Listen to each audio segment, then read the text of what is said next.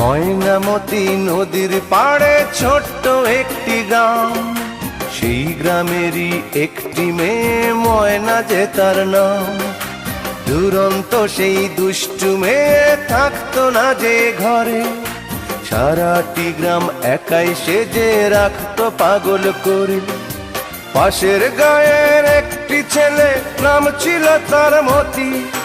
ময়না ছিল সেই ছেলেটির একমাত্র সাথী। সারা গায়ের চোখের মণি ছিল ময়নামতি।